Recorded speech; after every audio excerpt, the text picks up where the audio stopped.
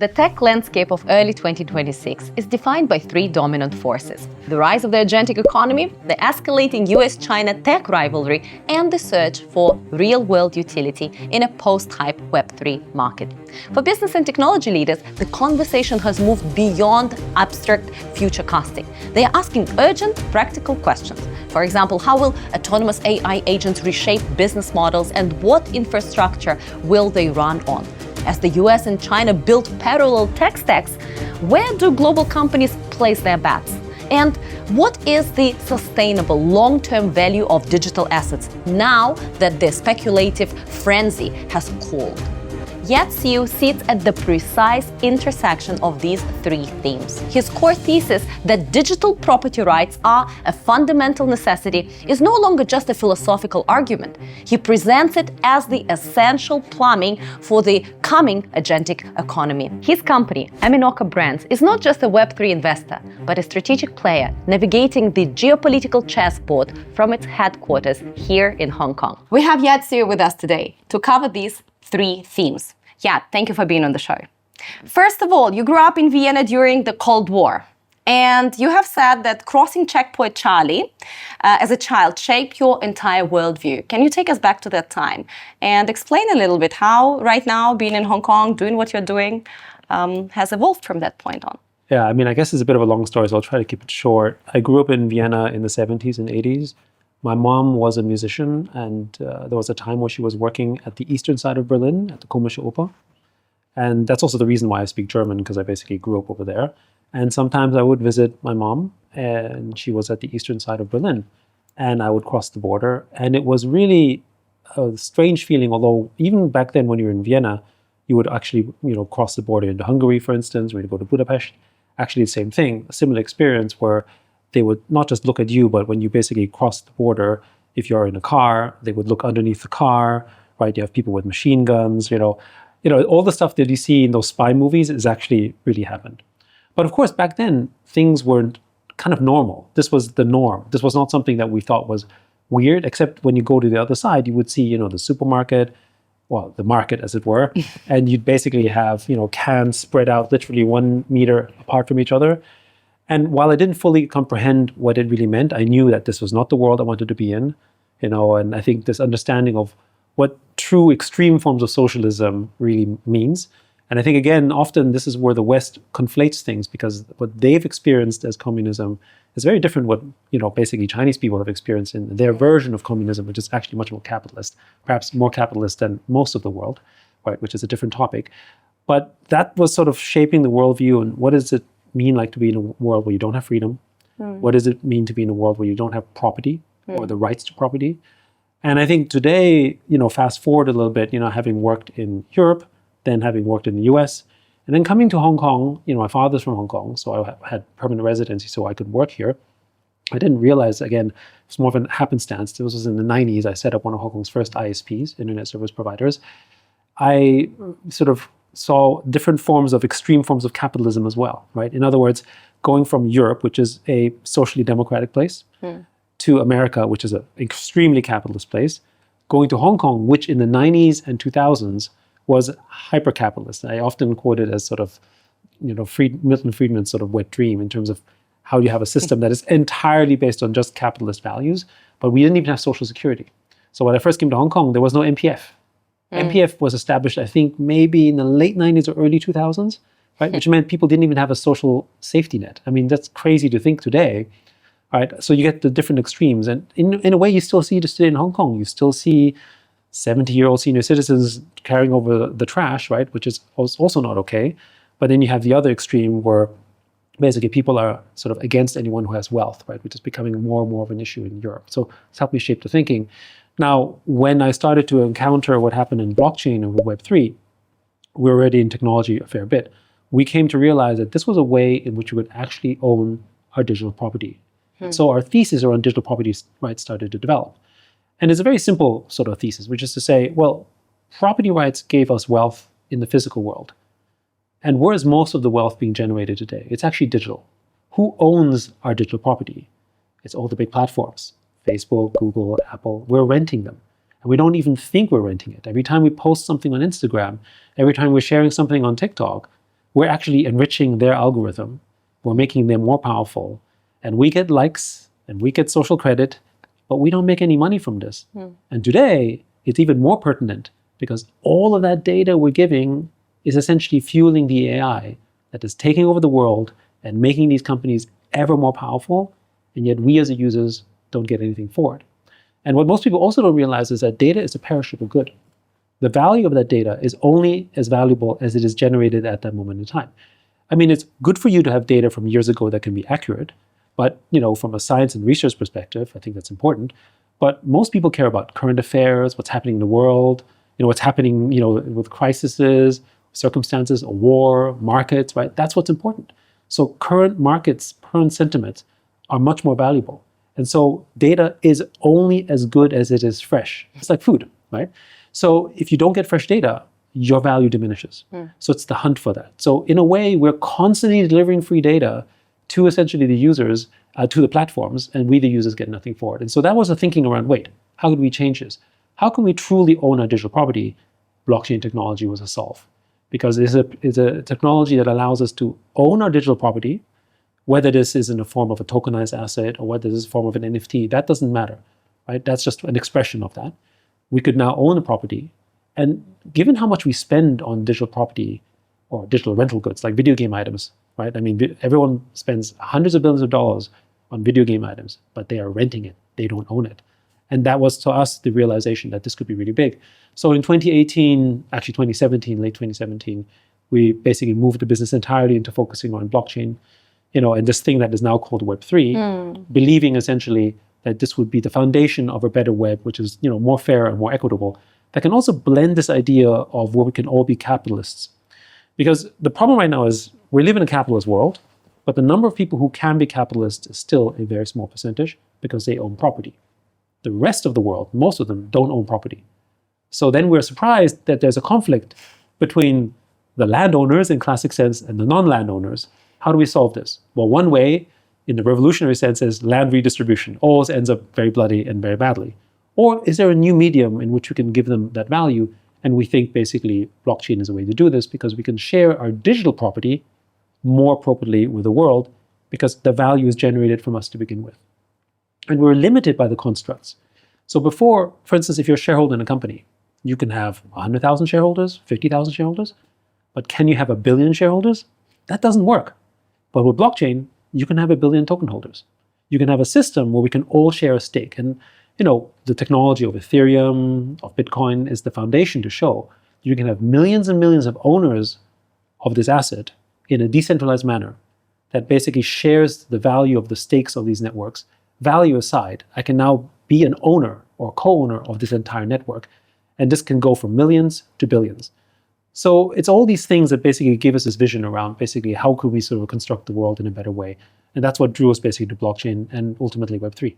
I think it is very exciting. A lot of people watching this might be wondering, they understand the basic idea behind digital property, but at the same they say, how valuable my data is really. All I do is click a few likes on social. I mean, not everybody is a content creator.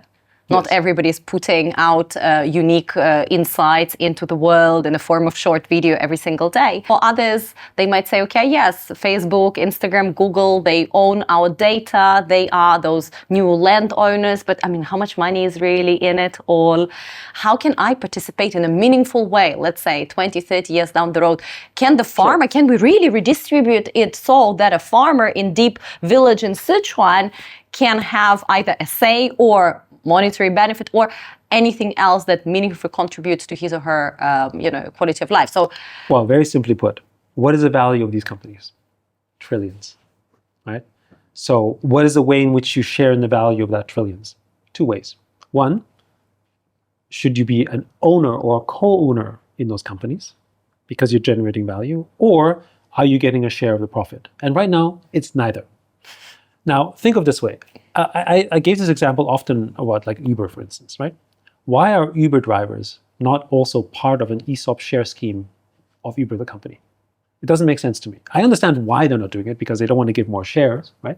But imagine if they were.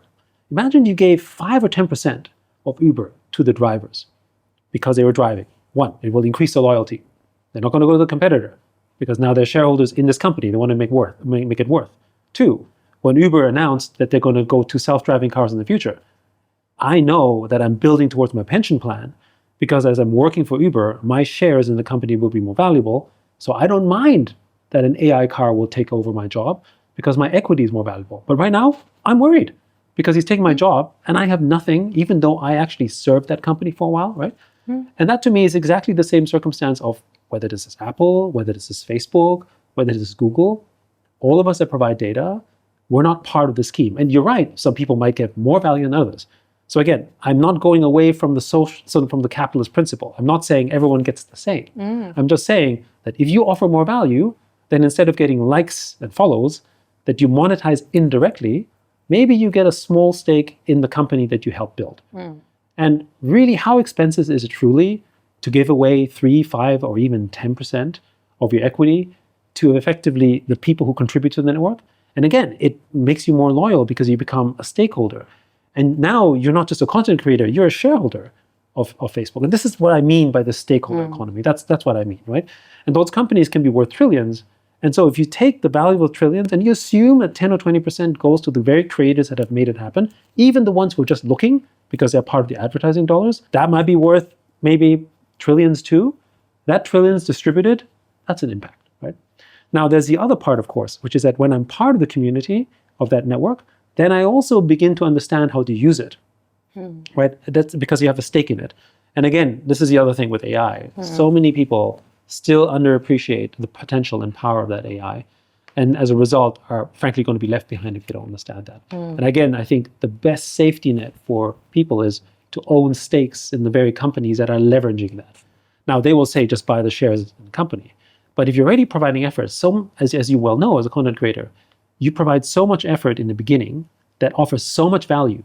You're bringing in users, you're not getting paid any advertising, you haven't hit the minimum 100,000 views, you haven't hit the minimum $1,000 of income, but yet you probably generated tremendous amount of value. And the derivative effect is what's valuable. I'm not Marxist at all, but Marx did actually sort of back then when he talked about the problem about the alienation of basically the work and the labor, right? Because the machines were so abstracted, the humans who were doing the labor, they didn't understand the outcome of it, and therefore were completely alienated. And that alienation, frankly, is that arbitrage. And that's what we're seeing with AI. A user who's sharing photos on Instagram does not recognize that that data is incredibly valuable fuel to the AI engine. It's too abstract to that person. But if they were able to own a stake in that because of their contribution, then essentially they would still share in that value over time. Then there's a market. And when there's a market, a fair market evolves. People say, oh, I know that has this value. And then, of course, a competitor can come and offer you equivalent value. And in a way, again, this is not intentional, but ByteDance is able to abstract that value as well because they can give what appears to be better value for than Instagram or other social media platforms. But in reality, they're still taking away 99% of the value that they should really be receiving, right? So it's knowledge. We don't really understand that. That's part of the issue. And this knowledge arbitrage exists for the companies who run the companies, the platforms. The end user, unless you're in tech, does not understand that. Absolutely. And right now is a very urgent moment, I would say, for for everybody to get on board and take action.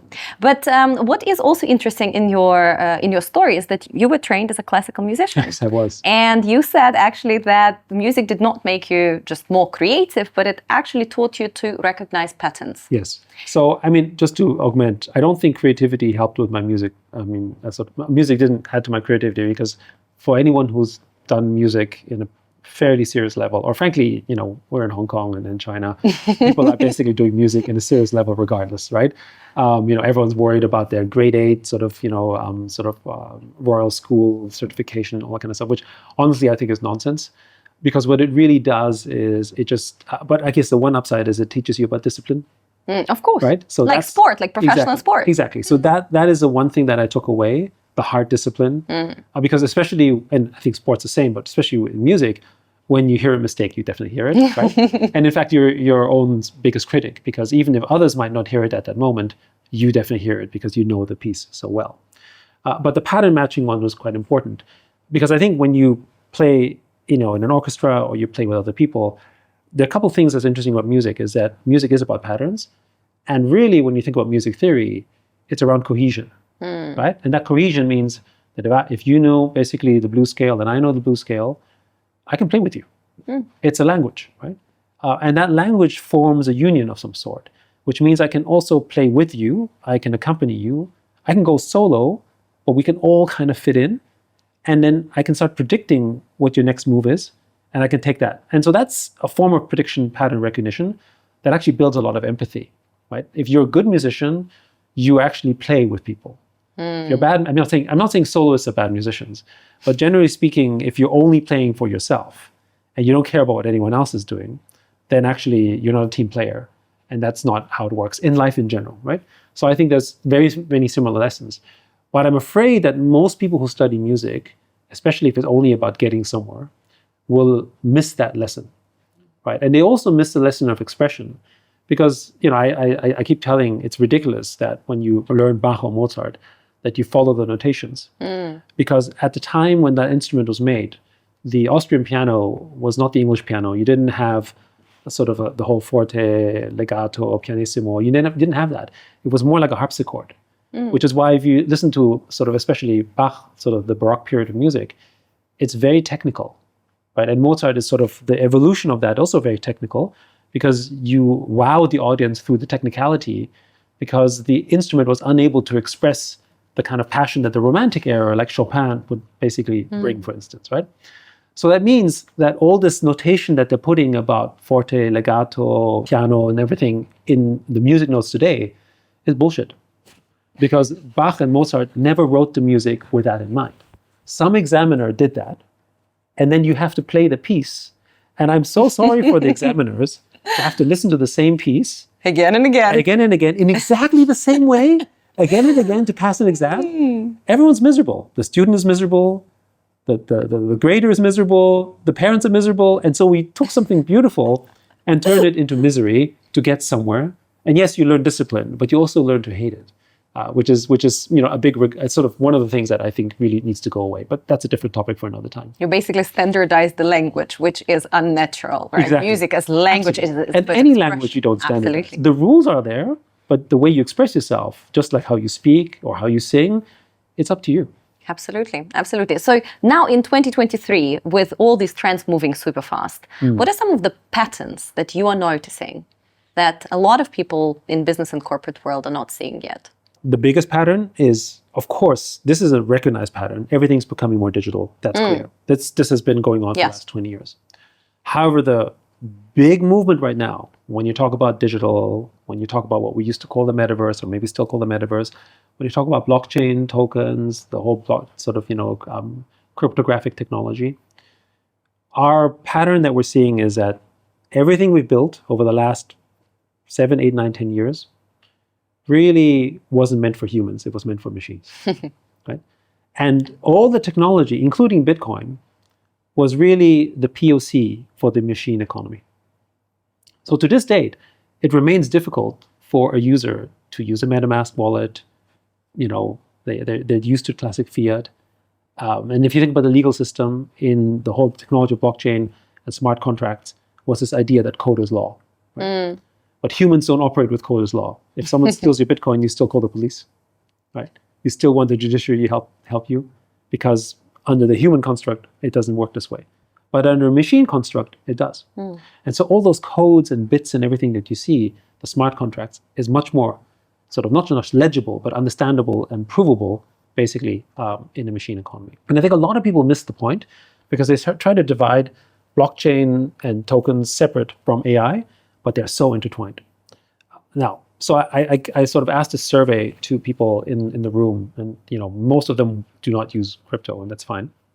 But I asked them, how many people of you will think you'll use an AI agent in the future? Almost everyone raised their hand.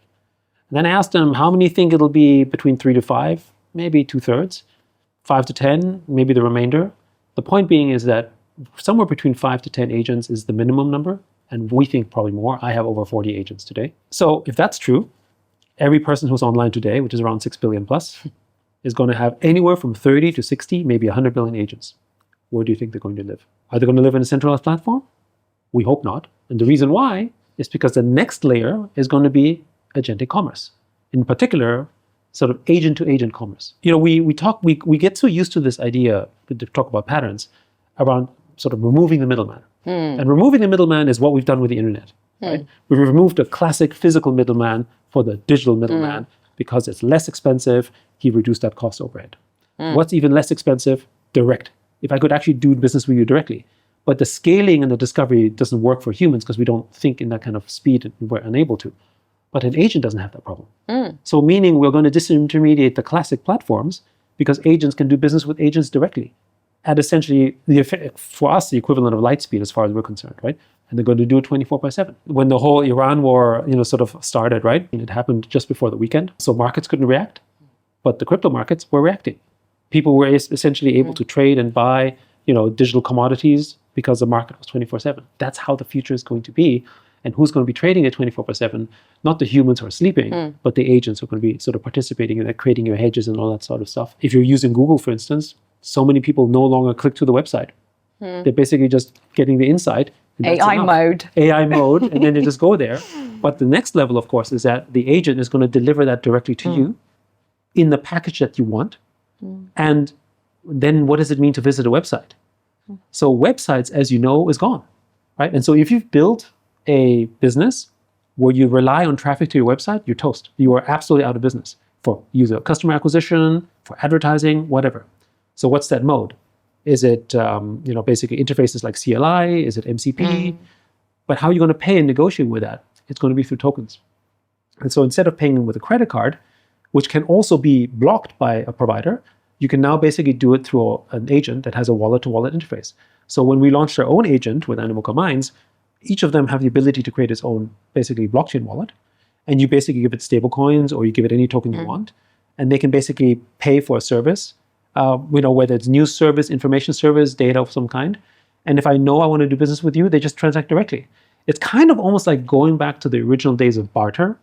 Yeah. But barter couldn't scale, right? You need some way of organizing it. And with blockchain, a barter system like that actually scales tremendously because markets can form instantly.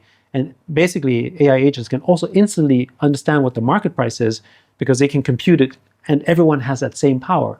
Every agent can do the same thing as opposed to before, only a handful of people had the machinery, the equipment, and the data infrastructure to be able to do that, right?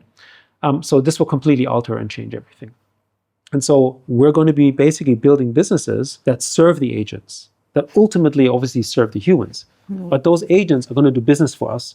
And they're the ones who are existing in the metaverse, transacting, and then sharing that value with us. And remember, back when we were involved in CryptoKitties in 2017, $1 million of sales basically broke Ethereum. It was stuck, couldn't do anything, right? And everyone was complaining, fees were high. Yeah. And today, you have trillions of dollars of transactions on blockchain with stablecoins and other assets, no problem at all.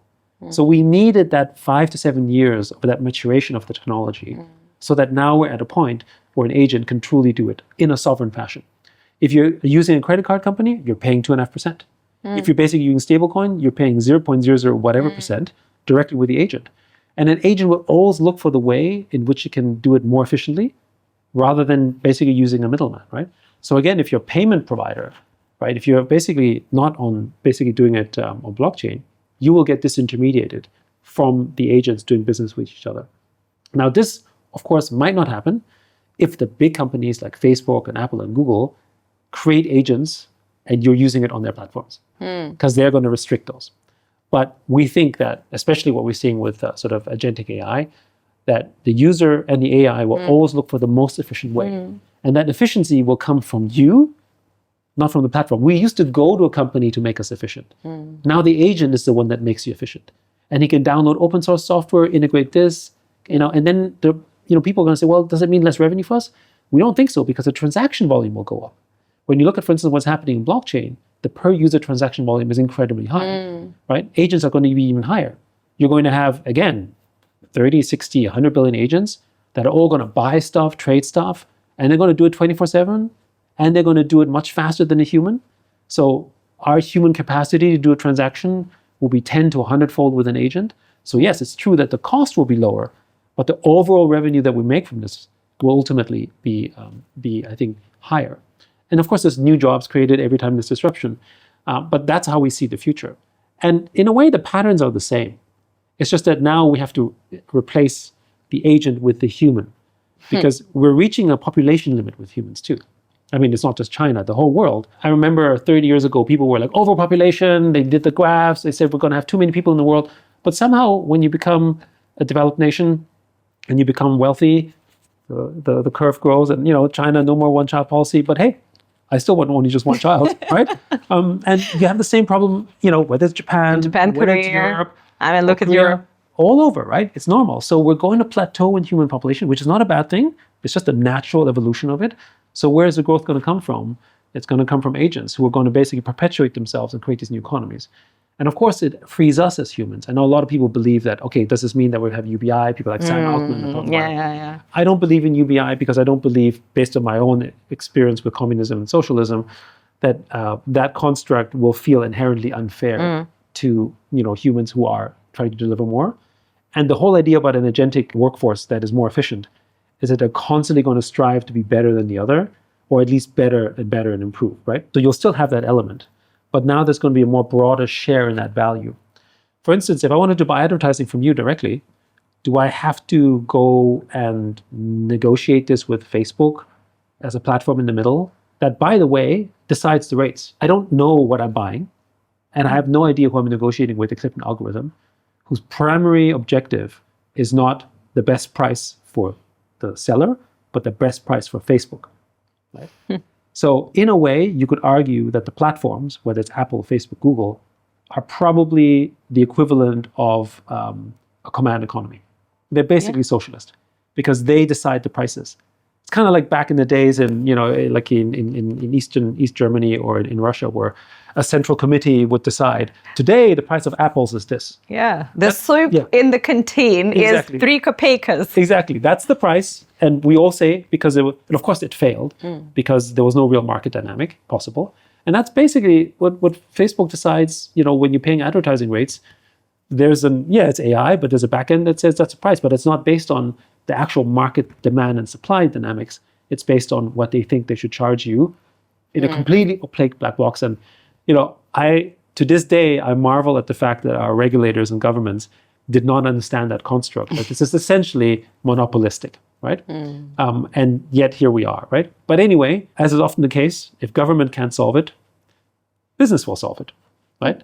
I mean, we had problems with taxis, then we had Uber, we had problems with, rental places, we have Airbnb, we have problems with, media companies, and we have Google and Facebook. All these things evolve, right? And basically, the sort of agent economy is going to be that next step of evolution, essentially disrupting the ones who had helped in the beginning, then became very powerful, started to abuse their power. And now we also talk about decentralization. How do you own a stake in that? And again, blockchain and tokens are the way to do that. There are so many interesting things that you've just now touched upon. When it comes to, for example, transactions, right? And we are all moving towards agents. In a lot of people's mind, it is something that they're still going to buy from, as you said, the central repository of agents, and they are going to help them run their life. But I see more and more people around me who are building agents. They have their own AI brain. Like, for example, in our company, we right now hired an AI officer. We have a guy who's a young data scientist who is basically sitting and coding it together with the AI person who is overlooking strategy, and we are creating agents who can, for example, create posts for LinkedIn and then can prepare for interviews. It's amazing what you can do once you feed them your way of thinking, working, your proprietary data, and then let them run and make it better and optimize. Correct. So more and more people are venturing into this, but it is also unrealistic to expect that suddenly everybody will be building their own agents. So on the one hand, this is a very exciting time because agents are coming. But what is your vision? Do you really think that they are coming primarily open source and everybody's going to be owning them, or are they going to descend upon us from the central thing? That's number one. And the second question that's linked to that a little bit is you've touched upon the transaction. So agents are ultimately going to completely revolutionize the way we buy. Disintermediate the current platform. Absolutely disintermediate. And also we can start thinking about so many ways, like advertising. Who are you advertising to? Not a human. You don't need to advertise to a human anymore. You need to advertise to an algorithm. Because algorithm is going to, your AI agent is going to present you option A or B or C. not the whole spectrum of 100,000 options, right? Correct. And so advertising, marketing, sales, communication, everything is going to be evolving very quickly. But when it comes to transactions itself, again, looking at my business, so painful. PayPal's, Stripe, the percentages that they take for any transactions, not just 2.5%. Yeah. We're talking about, I don't know, the exchange rates. If your account is, for example, in Hong Kong dollars and you're transacting in US dollars, you end up with 5 to 8% transaction fees. Yes. We all agree this is robbery. This is robbery. Well, speaking of robbery, most recently, Apple told Patreon that if they don't basically switch all of their creators to pay the 30% to Apple, they will deplatform them in November this year. And Patreon, by the way, is, as far as I'm concerned, I think of Patreon as creator charity. Like, this is not even a business in itself, right? So you just support a creator. Yeah, support a creator, give them literally a donation, and you basically want your 30%. I mean, that would, you talk about robbery. I mean, this is like mafia. Yeah, but today on Instagram, like again, talking about Instagram today, and it depends on jurisdiction for our listeners around the world, but let's say in Hong Kong, I launch an Instagram advertising. And if I launch it from Instagram and I pay, let's say $100, they take, like Apple takes 30% cut. So I pay $130. Yes. So what I'm saying is that there is also that, let's call traditional mafia, right? That does not really want, right? They are sitting there as godfathers and they basically control the flow of currency, the flow of business, so to say. I mean, they're not going to go down without a fight. So the two questions are sort of connected. First of all, agents are coming for sure. Will that be only big tech powered? And number two, the flows, obviously nobody wants to lose that money. How to move forward with all these obstacles? So first, and I do want to sort of make one point around building agents. I actually think that everyone will have an agent and you will no longer need to be an AI expert to build agents. And what I mean by that is when you think about what's now possible for an agent to program stuff, right? The issue that people have is not, can I tell my agent to make something for me? Because actually you can do that. And it's no longer just a case of, hey, I'm using sort of, Cursor or I'm using Replit or something like that. Literally the agent, in Animoca Brands, I'm just saying, hey, integrate basically Duffel for API or give me a flight service. And they can literally build a customized dashboard for you that basically manage your travel service, literally like your mini travel agent. But the issue most people have is they don't know how to ask the question. Because we've been so trained to search for stuff. One of the geniuses of sort of ChatGPT when it came out was it wasn't just that it was really good AI at the time, with the LLM, it was just much better search. And it came in an interface that you knew, oh, I ask it a question and I get a better answer, right? What we're not used to is giving it a task and saying, come back to me. So what agents are doing now is I'm probably as productive as ever, and I'm probably busier now than before because I have agents coming to me asking for decisions, which is different. When you have an interface where you're asking the question, it's not about decision. You know what you want, and you're asking the question. Here, they're basically like, oh, I need to survey this research on some market stuff or some product or some marketing insight. And they literally come back to you and give you one insight. And then 6 hours later, they come back, oh, we found something new. And then 3 hours later, they might say, oh, did you look at this, right? So basically, it's like an employee that's giving you feedback and input, right? But you need to know how to ask the question. You need to say, hey, I'm looking for this. I'm interested in where the market is, and you have to give it context. You have to say, because I want market share, or because I want to grow in China, or I want to grow in Hong Kong, or whatever it is. You have to talk to it like an employee, and people aren't quite used to that at the moment, right? That's part of it. But once you know how to ask a question, you're basically just off to the races, right? And we're so good at this point as a technology overall that you just have to prompt it. And of course, an engineer has some advantages. The engineers aren't going to go away. They're going to be building more tools and back-end stuff.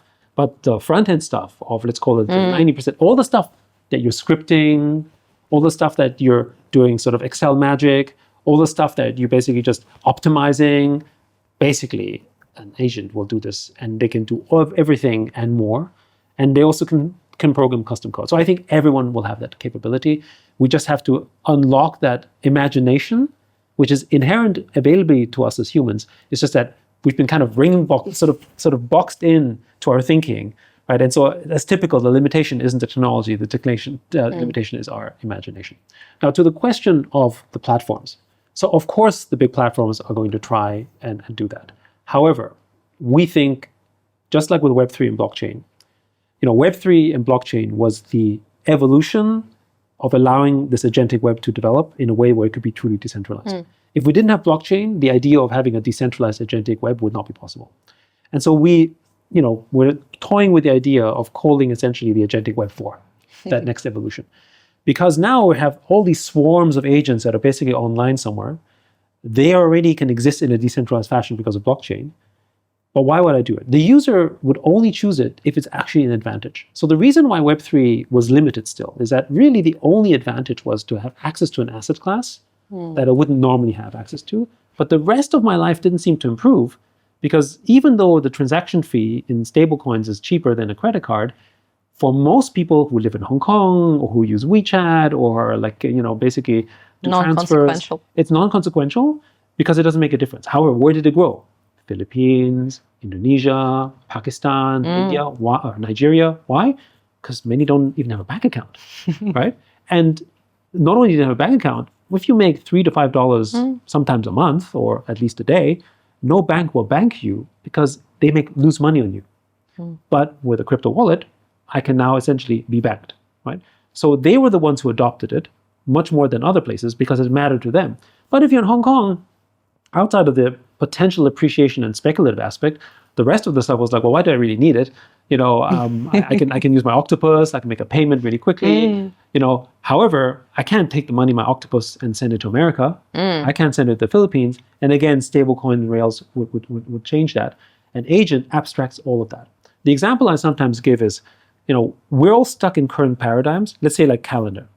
We all use calendar the same way because there was a standard that we all fit into. Let's say Google Calendar, right? And we have the same setup and everything. The reason why is because I can't make it compatible to another user unless it's following that standard. But now, if I have an agent, I can make the calendar as weird and wonderful as I like, and it will be compatible with yours instantly. I don't need to build a container. I don't build a translator. I don't have to do any of that stuff because the agent will say, oh, okay, you mean 3 o'clock this time? I don't care if you're in not just different time zone, if you care about lunar modes, but whatever model you want, right? It will fit, right? So this ultra customization means that it can adapt to any scenario. Just tell your agent to code something and it will find the solution in minutes. That's adaptation. That is hyper adaptation. We talked about the internet in the early days about sort of being more customized to you. But still to this day, we're very customized, but it's with limits. We're still using email the same way. We're still interfacing with messaging the same way. Because if you are a niche customer, you're not big enough yet to basically build a business where the messenger might look different or the interface might be bigger or smaller or whatever that is. And now you can do everything on the fly. Agents are going to build an application that fits you and 10 people. And it will be just as efficient than anyone else. So what does it mean for the platforms? Well, the platforms are going to have to deal with a force where software in the traditional sense is completely disintermediated. So there won't be a software moat. So what is the moat? Well, it's brand and it's a network effect. So I have the power of the community. So if I'm Facebook, I have my users at least. So I have that network, right? But if I'm being too restrictive, I can totally imagine in the future, if not already, that if your AI agent uses WhatsApp might say no for you, unless you're using WhatsApp. Manus or something like that, right? And I can imagine Google and other ones. When OpenClaw came out, you basically had Claude and Gemini essentially start restricting access to the API, saying breach of terms of service, even though those people had paid money for those LLMs, right? But they disallowed essentially OpenClaw to access it in a certain way. And especially now, Peter is now working for OpenAI. I can totally imagine that they're going to be more and more sort of, let's call it platform wars, as it were. Yeah, right? walled gardens. Trying to create their walled gardens, right? In a way, it's like a trade war between the platforms. However, the user doesn't care. And trade wars are never good, right? And the user will find ways to disintermediate around that. And this, to me, is where the agentic web for the agentic sort of commerce and the agentic force, labor forces, will just find other ways to do it. Now, this is where the laws of big numbers start to have an impact. If I have millions of agents already that are essentially on-chain, then I can conduct business with them as well as the ones that are in the closed ecosystems. As time goes on, as we see today with the digital asset space, It's about $2.5 trillion, right? It's not, as big as other assets, obviously, but Bitcoin is still, I think, second most valuable commodity, right? And eventually, as this keeps growing, the entire economy of what's happening in digital asset space will be too big to ignore, right? So I think, to me, this will be one of those areas where the large groups will have to either open up themselves, or they will get disintermediated completely. Because if I know who you are, the agent will find you. This is the other thing, right? I mean, if I already do business with you, leave it to the agent. We don't need that platform. You don't need the platform. The agent will find you. So then the real value for someone like Facebook is, well, I have users I can advertise to. I have reach. I have distribution. You've got all your millions of likes over there. So you don't want to leave that. Sure, right? But eventually, if someone else pays you more value, you basically have the same power as a Taylor Swift for basically to say, you know what? I don't have to put my music on Spotify, even if I have less audience, because I make more money elsewhere. And that, I think, is where the shift will happen. And we saw early POCs of that with like NFTs, for instance, right? At the height of the NFT market. And there were many reasons why, by the way, NFTs still sell about $300 million a month. So it's not a $0 business. Not a $0 business, right? Yeah. It's just that if you're outside of crypto, you don't see it. But when it was doing billions, it paid creators in 22 over $21 billion, right? In creator fees. Must be more than Spotify. Spotify was $8 billion that year. Think about that. Yeah, and Spotify's slogan, isn't that to democratize creativity or something along those lines? But how many musicians make money on Spotify? Zero. Okay. They use it as promotion. And then they do gigs and stuff, right? But you should be making money on your music as well, since you're a creator of that. But why is that? There's no intermediary. The intermediary fee of the transaction basically went 90 to 95% to the creator, 5% to the platform, as opposed to 30%. But it's not just 30%. Remember, if you use Apple, you pay your 30%, but you also advertise with Apple, so they take another 10, 20%, right? And then you have transaction fees. At the end of the day, they take more than 50%. There was this sort of, we have obviously areas in the video game business as well. And we did the analysis. And one of the biggest games, in the last couple of years was a game called Monopoly Go. And Monopoly this game made billions of dollars. And they showed what their breakdown of costs were. And essentially, more than 50% was essentially paid to the platforms between Steam and Apple and Google and Facebook. And then you add the advertising on top, right? Basically, you're left with nothing. You're left with very little. And though you had a multi-billion-dollar franchise, you actually make tens of millions of dollars of profit, which is like, wait, how did that happen, right? So again, this is because it's just too much fees that the platforms are charging. And again, as an end user, there is value. So if you look at just the video game industry, there's $200 billion of value. You could easily distribute $50 to $60 billion more of that value to the ecosystem. People will go to that as an example, and creators are the same. And the other thing that I keep harping about, which of course the platforms don't care, and it's also why we invest in the ecosystem, is why doesn't Apple have an ecosystem fund? Why don't they take 1% or 2% of their profit and make an Apple App Store VC fund? Because really, what is the fee? It's a tax. But there are people who like to live in Finland, and there are people who like to live in the Scandinavian regions, because they know that their tax money is going not just to education and security, but it's going to basically investing in new businesses, supporting new economies, that kind of stuff. You're putting money back in the ecosystem, right? And so you have famous examples where entrepreneurs will make a lot of money, but they're like, I pay my taxes. I want to stay here, right? And you see this in other places. It doesn't matter. It can be China. It can be elsewhere. Not everything is low tax because value is going back to the user. But with Apple, there's no value that goes back to the user. But really, how much would it cost them? And again, I go back to the Uber example. If they took that money and redistributed as an investment, one, I think they would make more money from a return standpoint. Two, they would have loyal customers. When Epic won their fight against Apple on the fee, who came to Apple's defense in the community? Which developer said, oh, we should pay our 30%? Okay? Not a single one. Why? Because they realized the value is unfair. But if Apple was to contribute billions of dollars back into supporting the community would have. There might be many who said no, but there would be a community that says, no, we need to support that because that's how I got my start, because they basically used that money and reinvested in us, right? So this is where I think capitalism has gone wrong, because people aren't thinking that they're members of that stake. Every developer, every user in Apple is a stakeholder of Apple. But they don't treat you this way.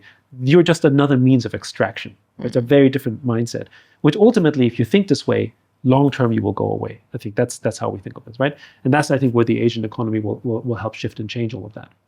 When it comes to these really large companies, I mean, they are not stupid. They are all smart people in the rooms, right? Yes, of course. And they still continue. I mean, it's not that they've never heard about this idea, and they cannot, as you said, create their own VC fund or tokenize a portion of their business or whatnot. Why are they not acting now? Is it yet not urgent enough? I mean, it's not urgent. Their P&L is pretty big. They're worth trillions of dollars. So it's somebody else's problem 4 years down the road. Well, I mean, and also, why fix something that's not broken from their perspective? Even though it's broken for society and for the community, it's not broken for them as a business. Right? And I think this is where the classic thinking of shareholder capitalism, which is very much a zero-sum way of thinking, I think has gone wrong. Right? And I think, frankly, this is where I think some of the thinking around, controversial as it may be, sort of Chinese policies around common prosperity and so on. The thinking behind it is we need to create, more equity and more fairness around the construct. And if we can't rely on the businesses to do it, then we have to do something about it, right? And I think the West, when that first came out, were just like, this is anti-capitalist, this is bad, this is whatever, like this is not going to work. Which place feels more stable right now? Where are people generally happier? And fortunately, it's not Europe, it's not America. When you look at the Gini coefficient, it's getting worse in those places. The gap between the wealthy and the poor is widening. The middle class is hollowing out because companies are there for profit and feel zero duty that they should be doing something about it. And so, yes, you can pay, I'm definitely for less taxes if companies are reinvesting back into the ecosystem. And this also informs why, we're, with over 628 portfolio companies, we're one of the biggest investors in Web3. And the reason is also we're contributing back to the ecosystem with the profits that we make. And that's frankly how we build our community and we get our support. And we would not be this size if we weren't contributing to the community this way. If we were just simply extracting like everyone else, we would be probably a successful business, but we'd be much smaller. We'd have less impact. And I think this is, a wrong way of thinking. I think it's time to rethink sort of capitalist frameworks. And again, agent frameworks and blockchain and tokenization can basically develop that, because we can all now own this kind of digital property. And I think it's a good time to talk about Animoca Brands in general. Sure. Yeah?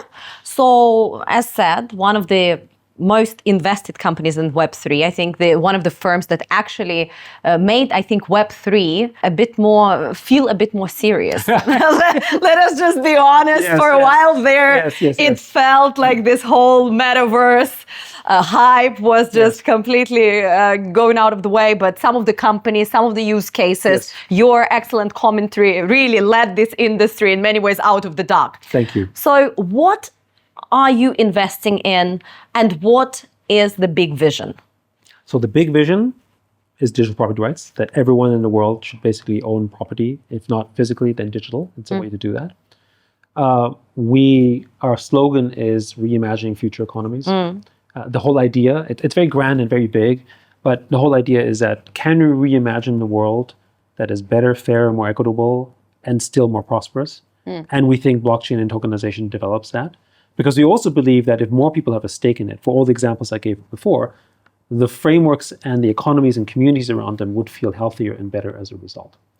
Now, of course, when there's money involved, you also have extractors, right? And that's the thing that we don't just struggle in Web3, we struggle in every ecosystem. When there's money, there's someone who's going to try to sort of go after that. And so I think more distribution is the solve for that, and we're still evolving this. But this is the part where, again, I go back to, agents and humans may act differently on these things, right? Because you can have swarms of agents that are going to be better in protecting you versus humans who, frankly, are not literate. An example would be, why is the world mostly financially illiterate in comparison? I don't mean having a bank account, but just understanding to invest. It's because you don't have the privileges of a private banker or financial advisor to support you, right? But an agent will solve that. An agent will give you the advice and will trade for you or do stuff for you in a way that gives you insight. And through that process, you will learn about it, right? It's scary to have money in your wallet, but an agent, it's not scary at all. And they can handle that, for instance. Right? So what are we focused on? Well, outside of the macro vision, the big areas, I mean, we're obviously focused on RWAs. Real world assets are, I think, an area that brings in people who understand more around the value of these things, not in traditional financial assets, but other kind of financial assets. Like I always give this example of how do our children learn about money, which I think is absolutely fundamental. And frankly, a reason why I think Hong Kong, and in many ways China, have a global advantage. People always say, oh, Chinese are more industrious and they're very smart in education. That's all true, I would say.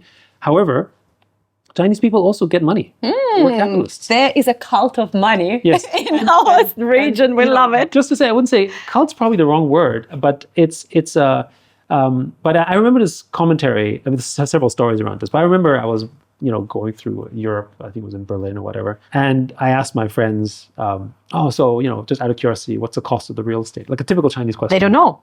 Well, either they don't know, or it's a question of why do you care about the price of real estate? Or it's almost like, are you just another one of those Chinese people who just keep asking about the price of real estate? And to me, and to many other people, it's not just because we care about the price of real estate. It's a measure for us. It's an understanding how the economy is. It's kind of understanding a little bit about the culture, right? And money creates social bonds. In fact, finance is and has always been the infrastructure for civilizations, right? I mean, writing was first invented in ancient Sumeria to document accounts. It was for the ledger to say, what do you own and what do you own? That's why we invented writing, right? And if we didn't have money, we wouldn't have global trade. Silk Road or whatever. All these things were only possible because we had a means of exchange, right? So money is the ultimate social network, right? We connect it this way. And I think any society that pushes it away is actually pushing itself away from what actually connected the world. And now with blockchain, we have essentially with tokens, a programmable kind of money that you can put rules and sort of deeper programmability and composability on top that essentially is like money 2.0, right? That's why stable coins and RWAs are super, super exciting. And so the story I also sometimes share is I grew up in Europe. So I grew up a little bit more with the socialist framing, right? And when I came to Hong Kong first time, I was like maybe 19 or 20. This was in the 90s. And I saw how a father was taking the train up to Sha Tin for the races and taught his, I think, 6 or 7-year-old son how to bet on horses. Now, the first thing in my mind coming from Europe, I was like, oh my goodness, like you're turning your children into gamblers, right? But then I came to realize this is just entertainment. Money are table stakes. Most of them is just table stakes, right? When you go in the streets of Hong Kong, you hear the clashing of the mahjong, sort of, tiles. It's only fun when you play with money. It's not big money. Yeah. But so the relationship with money is not fear. You don't fear it. It's healthy. It's social. It's very common to make friendship through money. I have business. We become friends. Not common in Europe, right? You can't even talk about that. You're supposed to separate work from friendship or from life, which to me seems awkward now having experienced this, and it also gives you a disadvantage, right? So I think all of that matters. And so to me, the solve is how do we make the world more financially literate so they're not afraid of that? That's the means of prosperity. If I know money, then I can make something. And how do I learn about money? Well, I learn because I can trade with it. For instance, our children learn about money because of Pokemon cards. They don't learn about it from school, but suddenly have an asset that has some value and someone else wants it. I'm like, oh, okay, what can I do with that, right? And so my mom, for instance, she'll never buy Bitcoin. She doesn't care. But when we tokenize the Stradivarius, she might be interested in buying a piece of that because in her mind as a musician, she recognizes that's valuable. Now imagine doing this to all assets that have value, that are of passion points to individuals. That's how I believe we will onboard them. So that's a big mission on why we're so focused on RWAs. And of course, a big way to do this is through agents. So it's not just because agents is sort of the buzzword. We've been focusing on AI for quite a while, but actually the Animoca Brands has been really, together with EtherSwarm, has been in development for almost 9 to 10 months. But when OpenClaw came out, we were forced to launch. Right. In fact, many ways, maybe the argument could have been maybe we should have launched earlier. But either way, the product was effectively ready. But it was hard for people to sort of understand how to use it, whatever.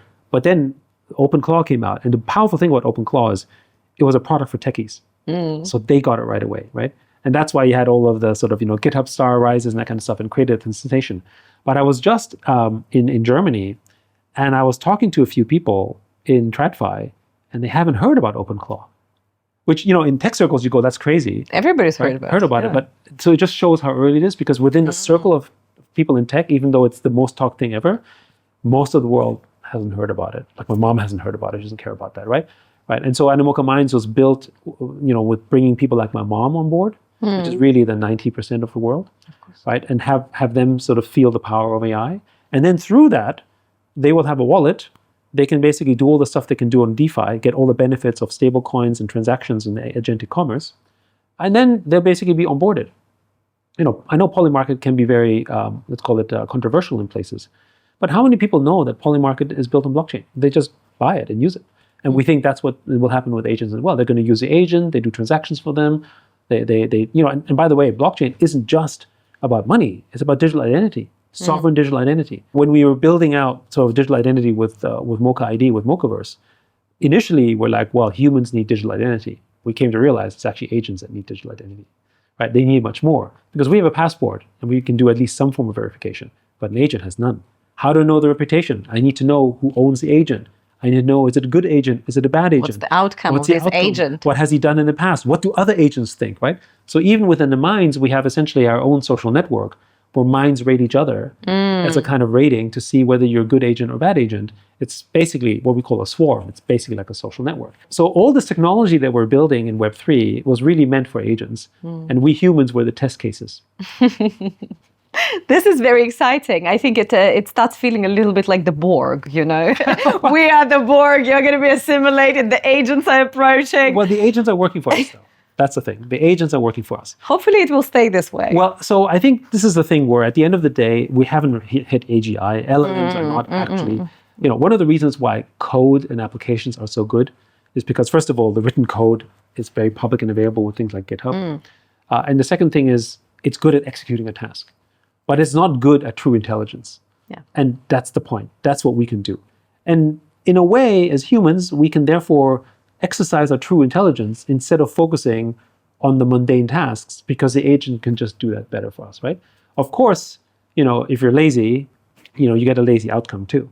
Right? I think this is a thing about prompting as well. You have to be detailed. You have to talk with them. You have to interact kind of like a human employee. Most importantly, you need to know what you want. You need to know what you want, exactly. But so many people just give a one-line sentence and say, I want this.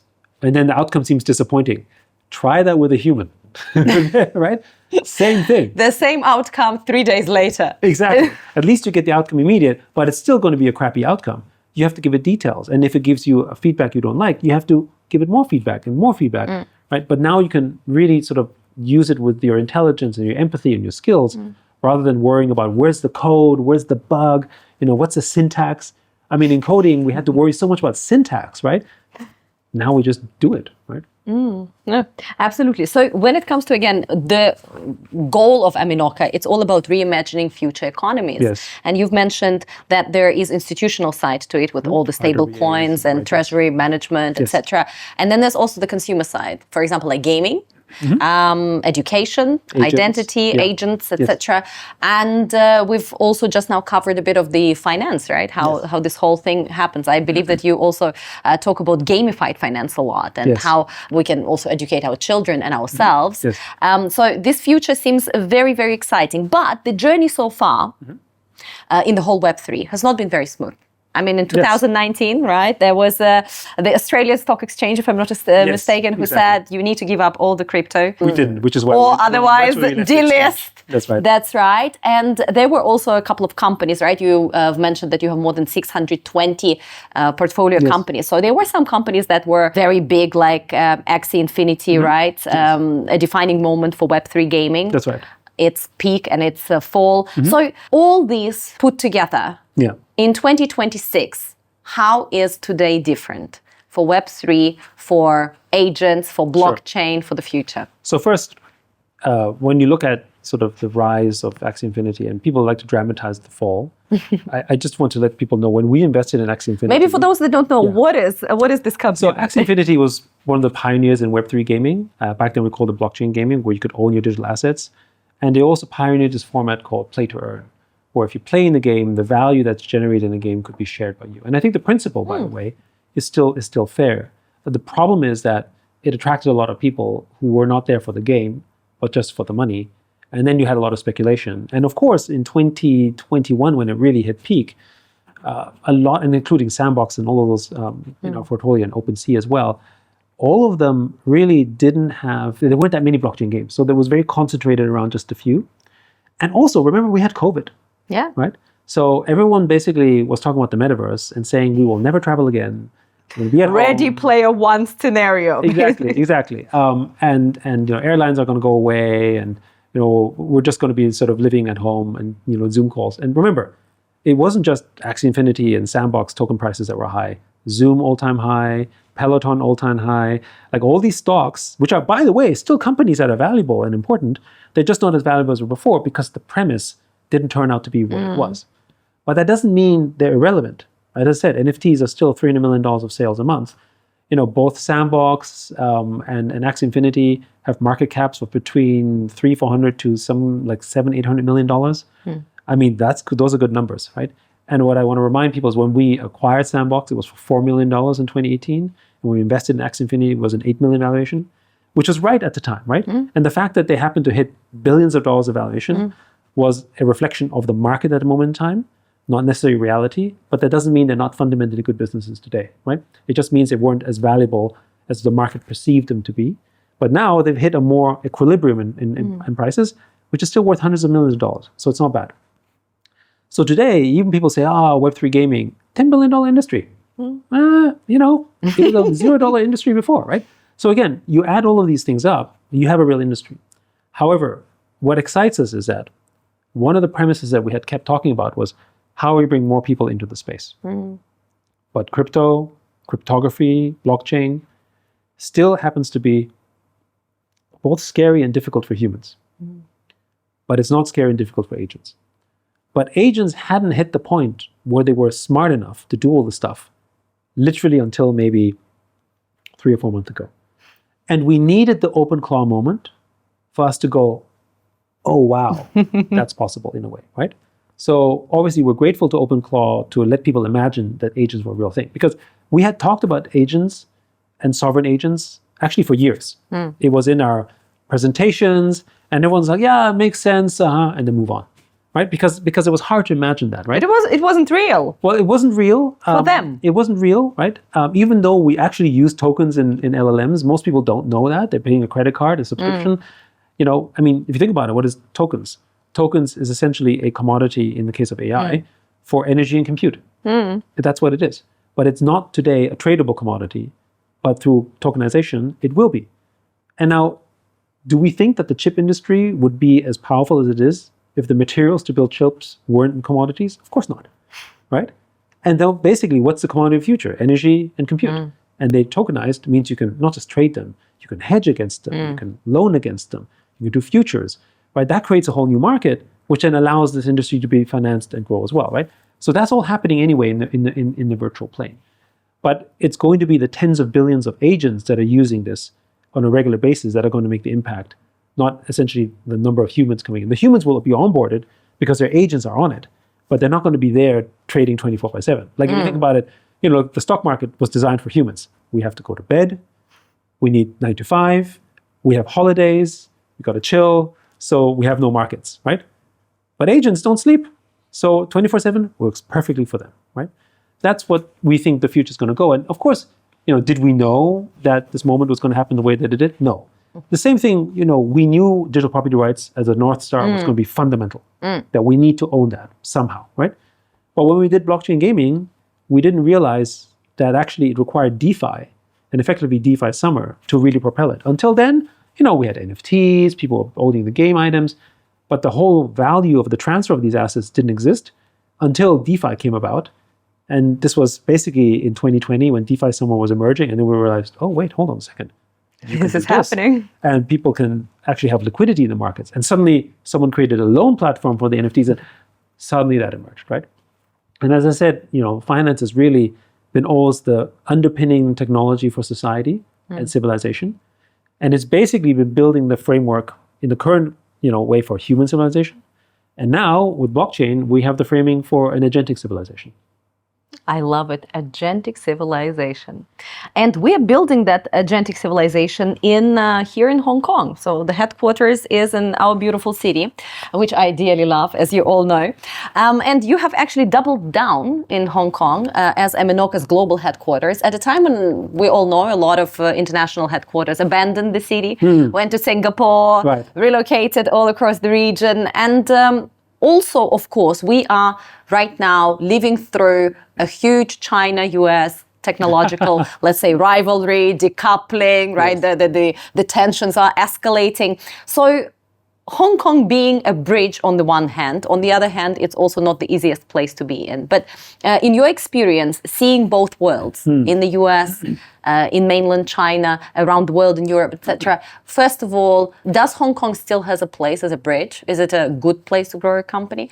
And number two, when it comes to building technology for the future, do you see very distinct differences between the East and West? Of course. I mean, there's always been distinct differences, and I think they both play to their strength, which is why I think we still need each other, as in the East and the West need each other.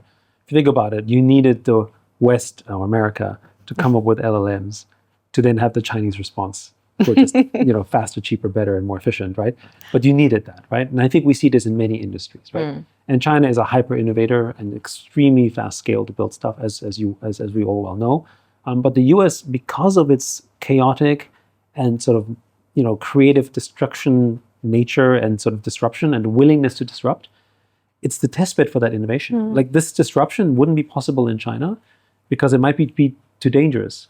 But in the test bed that is America, you can do all sorts of stuff. And then people go, oh, that works, let's bring it into China. And I think that's actually a great formula for the world in a way. But of course, it creates friction because, what we see, the accusations that sort of Claude and OpenAI have, Chinese companies are sort of training the models and so on. It's a classic case of sort of rivalry putting places.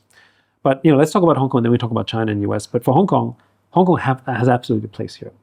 Hong Kong is a finance center, and one of the challenges that Hong Kong had to become a tech hub was that it was difficult to hire tech talent, right? And frankly, this is true for any finance hub. This is not just Hong Kong. There's no Silicon Valley in New York. It's not like London is a tech center per se. Even Singapore. Right? However, they understood finance really well, right? And that's why blockchain and Web3 made sense, because they understand markets, they understand basically volatility, they understand risk. That's the kind of skill that they had. And now with technology and software and coding being so democratized, and with AI, you can actually build these skills without actually having an engineering team next door, right? So in many ways, you have to learn how to do it, but it's not that hard. Basically, everyone has that capability because the business thinking, business processes, and the know-how is actually inherent. That's kind of one part. The second thing is Hong Kong is still a bridge to China in and out, right? And they always will play that bridge. Much of what Hong Kong does will not be transplanted to Shanghai. I know that 20 years ago, people said Shanghai and then maybe sort of, Guangzhou and Shenzhen or whatever are all going to replace Hong Kong. Hasn't happened, right? And I don't think it will. It's not just the rule of law and the systems around it. It's just that there's certain things where China will never have free flow of capital. And that's part of what makes China China. Hong Kong will be the gateway for that. You're not going to be trading financial instruments in Shanghai the way that you do in Hong Kong. And right? mainland China needs strong Hong Kong. Exactly. There's also been this sentiment that, but you see, mainland China right now has reason and it doesn't need Hong Kong anymore. No, mainland China needs strong, successful Hong Kong as also a showcase of what one country, two systems can do, as a way to, kind of bring their global giants out into the world to test things. Look at our Meituan, right? Exactly. In Hong Kong, Didi in Hong Kong. I mean, all these companies also need a place to kind of soft land. And then also, how do you go global as well? So all these things, Hong Kong is super critical for that. I think the one thing that Hong Kong can do better on is startups, right? And I think that's just the nature of the capital. There's a lot of capital, but it comes more for mid to late stage companies, not for startups, right? And I think that's a little bit on the culture. And that's where I think the West has an edge, particularly Silicon Valley. Like if you go to, the superpower for Palo Alto is not the infrastructure. I mean, let's face it. I mean, it's like the roads are okay, but the internet speed is not fantastic. My mobile phone sometimes doesn't work, right? I mean, anyone who's been there or lives there or goes to school in those areas will attest to the fact that Silicon Valley is not exactly the center of advanced technology for everyday life. Yet the best companies come there. And it's part of the culture. Of course, you could say it's education, but hey, Hong Kong has great schools. China has great schools. But actually, and I think China has an edge to Hong Kong in that area, is investing in startups is a sport, right? So in Hong Kong, unfortunately, investing in restaurants seems to be a sport. But investing... betting on horses. Which is fine, but I'm just saying it's a just different sport. Whereas, a Google engineer will put money into a startup, right? And when you're sort of hanging around Starbucks, people are talking about this startup, this AI company, that's cool, that's exciting. That's that culture. So you have a seed investing culture where people are willing to invest and are proud about this and talk about it. And of course, a lot of them don't work, but you have so much capital flowing in. So imagine if, Hong Kong was to attribute a small percentage of the capital literally investing in startups where the return ratio might be 0, right? But it's just fun to do so, right? And then some of them, of course, do well and it brings more capital in. That's basically what's happening in the Valley, right? So that's that superpower, right? Which doesn't exist here, right? But for late stage capital, if you're a company that's got a certain size, they can plow in deep pockets and you can grow a business and evolve from that. And of course, Hong Kong Stock Exchange, great for listings, deep money markets, and so forth, right? So Hong Kong has definitely an advantage in that area, but it's really more favored towards more mature companies for the time being. It's one thing I think Hong Kong could do better. But no place is perfect. Otherwise, we'd all just congregate to one place. Yeah. No, absolutely. And when it comes to China and the US, working with the two companies, working with a lot of firms that originated, right? Started their businesses in both markets. Do you think they are building a different version of reality? The different future? Are they approaching AI so differently just because of the chip limitations, or is it that philosophy underlying outcome that is different? I think the philosophy is different. First, I think the whole sort of I think the chip wars is no longer an issue, as big an issue as it used to be, right? Inference cost is going down, GPUs are getting more efficient, cost of that is accelerating and decreasing. I mean, basically all that stuff. So again, while it's necessary, and also, mind you, China is, now has higher energy output, right? So for all this type of stuff, I think China has many, many advantages as well. It's no longer a disadvantage in that area. But I do think there is a different perspective, both on entrepreneurialism and business building. There is a sense where, whether it's forced or coerced or actually by nature, there could be two camps around this. But I like to think it's because people feel it's a little bit of a duty, right? Is that I think startups and companies feel more of a national duty. The image I often have around startups when you look at entrepreneurs, like the US is like the hero cult, right? If you are a successful entrepreneur, front cover, here's the guy, it's about the individual, it's individualism. He changed the world. Even though he had a whole team behind him, it's about the guy, right? It's always a story about everybody knows him by name. Everyone knows him by name, right? Whereas in China, you do have that a little bit, but it's, often when you hear them speak, they thank their country, they thank their people, they thank their team, right? In fact, in Asia, it's much more of a collective spirit, shall we say, right? And I think that translates down as well into the rest of the culture to feel like, well, I'm building something, then I have some obligation to sort of, return something to the nation I built it in. There's a sense of that obligation. So I think there's a philosophical difference here as well, which I think also means how you build technology and AI and tooling will also come from that mindset, right? Also, I think in China, it's hyper competitive down to the core. I mean, you know this, of course, incredibly well. People totally misunderstand China. Because they look at China and think it's Russia. State-owned, state-directed, state-invested companies that are competing amongst each other. Yeah, it's nonsense, right? They have no idea what they're talking about because, they still look at sort of, China and they look at the sort of, CCP and look at the communist word. And in their mind, communism is Russia, which is not really communist either, frankly speaking. But the point is just that they have this whole wrong perspective around what that means. China is more capitalist than probably most of the world. The competitive is not only within businesses, but it's also within industries themselves, within state, cities. Yeah. I mean, they compete with each other for prominence, right? Which is how they provide funding and grants and support, right? So it's an entire ecosystem that really is, I think, unrivaled in that sense, right? And that's actually fueling it. Where does the money come from? It doesn't just come from China top down saying, I like this, let's put money into that, right? It comes from basically local state enterprises competing with each other for essentially the ability to, climb the ranks as well, as it were, right? So there's a lot more competition there, and then Europe has none of that. So unfortunately, they have neither US or Chinese competitive edge. Which means, unfortunately, Europe is really in trouble, I think, but that's a different topic. So between that sort of creates this environment. But it also means that the risk of that danger, like you can be more dangerous in America, you can't do that in China, right? And I think that's the edge that America still has. You can create that disruptive technology that could challenge government, which is absolutely not possible in China and shouldn't be, right? For China is all about harmony and stability.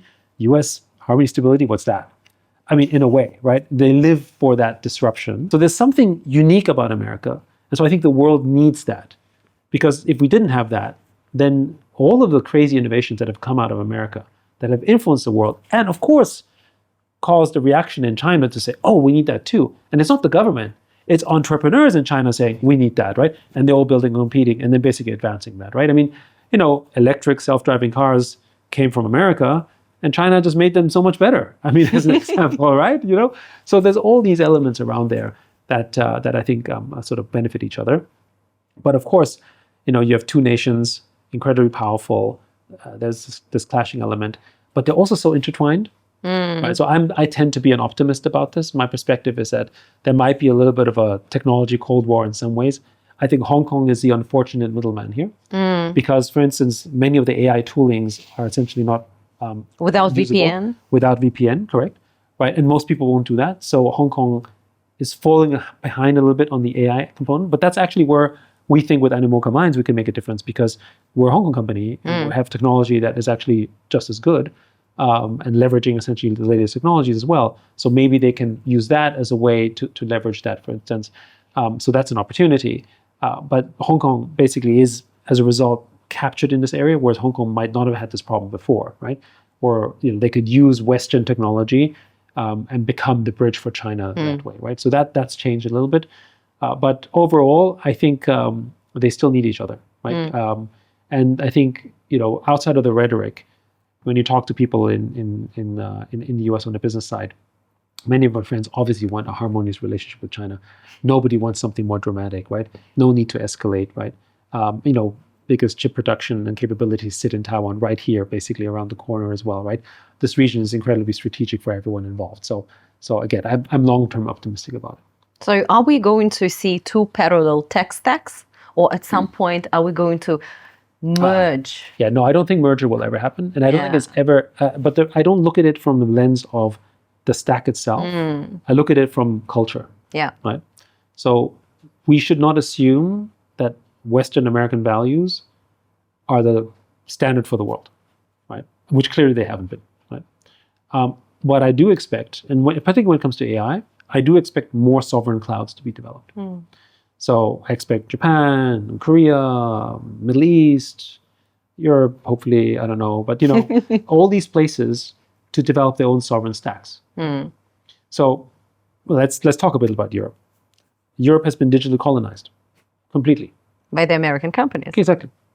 Facebook, Microsoft, Apple, Amazon. Doesn't really matter. Are there any European companies? Well, Spotify is kind of European. Oh, yeah. Yeah, exactly. Yeah, okay. Yeah. But, the point is that there's not many of them, right? And it's because of that so-called free market openness, which of course has some merits to it. But in this scenario, there's a reason why telco companies can't be foreign owned, or why newspaper media had to be sort of controlled in certain ways, right? And there's a reason why America is freaking out about TikTok, right? And I think these are all good arguments. It's the same reason why China, and if you look at Korea, for instance, China and Korea are two places in Asia that have not allowed Western companies to just come in unabated. And now they have two domestic thriving industries. Kakao Talk. Yeah, well, Kakao Talk, WeChat, NHN, you have Nexon, you have of course, Baidu, Alibaba, Tencent, like all these companies. If Western companies came in and basically had their way, it wouldn't have developed this way, right? Right. So I think there's an argument made. And is the world worse or off because of it? Absolutely not. In fact, it's much better because we have a counterbalance, right? Now, what would happen if most of the world was like this? I'm not saying that every country has the ability to scale, but Japan should have had it. Europe should have had it, right? Then the whole dynamic of the world would be different. And we'd have much more balance, I would say, right? So I think, speaking of those sovereign clouds, as it were, I think more nations realize this because they saw the lessons of what happened in Web 1 and Web 2. And whether it's in Web 3 technology or Web 4, they're all saying, wait, hold on, we can't allow this. And so there's a lot more conversation around what does it mean to have your own sovereign AI cloud? And how do we make sure that AI usage is in sort of our data centers and serves our national purpose? Right? At the end of the day, when people have a conflict with Facebook in Europe, does Facebook really care about Europe? I mean, they say, yes, we do in some form or fashion, but at the end of the day, they care about their bottom line and they care about what it means for Facebook. They don't necessarily care about what it means for the citizens per se, right? And that's basically, I think, an important framing because technology is underpinning everything we do. So I don't believe in just sort of the two. I think it's going to be much more fragmented, which is also in keeping with our view of a decentralized future. Yeah. Right? If the underpinning of the world is run on things like blockchain, and most of us are running basically on chain in a decentralized ecosystem, then we don't have a power structure that rules over us per se. It's much more like open source. It's much more like what the original internet was supposed to be. Then I think it will be better for all of us. It definitely sounds like a brighter and happier future, a lot more balanced. Yes. For sure. So then we are at our last question. It is 2030. Okay. Where is Animoca Brands and where's the state of the world? Well, I mean, again, for us, we hope obviously we'll continue to grow. It has been a rocky road. Our industry has been going up and down. We expect to be a publicly listed company at that point, but let's see where it goes. At that point, we expect RWAs to have become, multi-trillion-dollar asset base. We expect billions of people to have been onboarded into Web3, but not directly, but through their agents. We expect essentially agents to be commonplace. Because we're talking 4 years from now, but it's progressing super fast, right? And we certainly hope that our agents or agents in our portfolio are going to be amongst the most impactful agents that are used by everyone. And of course, hopefully, today we have many unicorns on our portfolio, but we hope to have many, many more companies that are building an impact. And finally, I would say, in a world where we have digital property rights, I hope that we will have onboarded billions of people to have digital ownership. And from that, generate value. Not just the fact that they have their data access, that agents are making money online, that they have a stake in what they say. And I think, people talk about, we're hitting the one-person billion-dollar company. Well, that's one way to look at it, right? And I think we're already seeing the evolution of that with AI. But actually, what I'm much more interested in, what I think will happen, maybe not in 2030, but in the years to come, right, is that we're going to have billion-dollar companies owned by millions of users, right? So meaning from a stake perspective, right? And that's what excites us, right? Like if you think about Bitcoin and Ethereum as an example, right? It's owned by millions of people who have helped it grow and have had to share in that stake, right? But still, it's the blockchain community. It's relatively small compared to the rest of the world, right? And, this experimentation we did with DAOs, decentralized autonomous organizations, where you can democratically sort of decide what goes with the protocol. Well, humans were not super efficient on this, but maybe agents can change this, right? The point is, now we have a framework that humans tested, but agents can execute around a system where we could co-own, a network maybe worth billions, but owned by tens of millions or hundreds of millions of people who share in its value and contribute to its value. That could be powered by AI, for instance. We expect those to really sort of evolve, probably by 2030, where we'll have some very good examples. We needed blockchain technology to show what we could do with the early forms of DAO. We needed agents to get to this point. The two converge. And we're going to have new kinds of companies. I think we are no longer going to have just companies. We're going to have basically these decentralized autonomous organizations that are governed essentially on chain. Big and small? Big and small. Big and small. Big and small. Because, think about what is membership clubs. I mean, membership club can house 1,000 people. Why do you need to have an administrator when an agent can do this, for example, right? And how do you manage this autonomously? And then we just vote decisions into it for those changes. I think so it's still human powered, but it's agent operated, right? That to me is where the future is going to go. It is definitely a very exciting version of the future, the version where we have decentralized assets, where we have decentralized, hopefully, tech stacks all around the world, where we have a lot more diversity, a lot more ownership, a lot more free time as well with agents, a lot more freedom and creativity. So we have freedom and creativity. I'm not sure about free time. What I mean by that is that I have never been as busy and as now with 40 agents. Because I have agents coming to me saying, what do you do, what do you do, right? Well, you just got yourself a team of 40 people reporting back. Yeah, so I think you are more busy, but it also means you can work in spurts, right? So it means you can be really hyper productive. And then if you want to take a break, you can, because I do stuff like that. But the point is that actually, I think you're more productive because you can do the stuff you want to do that is creative, as opposed to, let me fix this code. What's the syntax of this again? Like that type of stuff, right? It's like in the kitchen. More fun. Yeah, I mean, it's like when you cook, right? Like it's like you love to cook, but then you have to clean up, right? Well, the agent can do all the cleaning up for you. They can prepare all the food and they can chop everything up for you. But actually, you can put the ingredients together. You can frame it together. You make it look nice. You can experiment next time this way, this time that way. That's essentially what agents are doing for us. The final question shall still be in that frame. Okay, people obviously are going to have agents and all that, so we might be a lot busier, but we might focus on more creative, fun I think we'll be happier. things. I think we'll be. We're going to be happier. Okay, 5 years to go, guys. Ladies and gentlemen, we're going to be happier. What shall we prepare for right now? Somebody talks about study math instead of coding. Somebody says, okay, go into history and learn psychology. Somebody says, forget about all that, nothing matters, just go and build your agent from ground up because, how can we prepare for that horizon 5 years down the road? I think it's never been more important to be a student of social sciences and liberal arts, because those are the soft arts, as it were. Hard sciences, and look, it's always good to know math and it's always good to know physics and sciences if that's what you want. However, an agent will be able to do a lot of that much faster and more efficiently.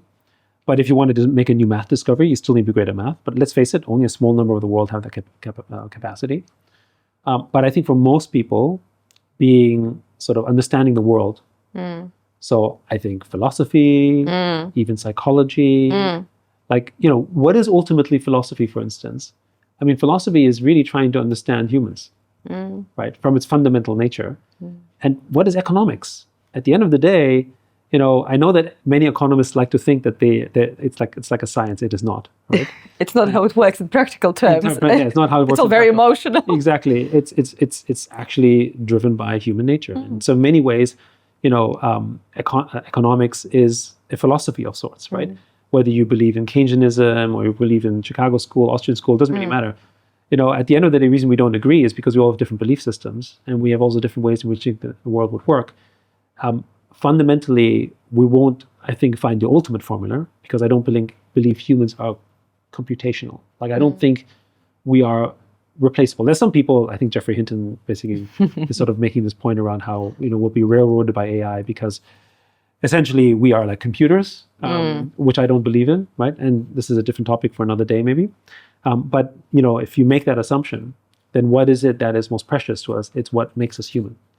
And it basically is about sort of empathy, feeling, understanding us as humans. And that's why history and philosophy and social science is so critical when an AI can do everything else for you much more efficiently. Then you can start solving the really big problems, because ultimately the big problems are those in nature, if you think about it. Everything, all the big problems in the world today physical is problems around actually the social sciences.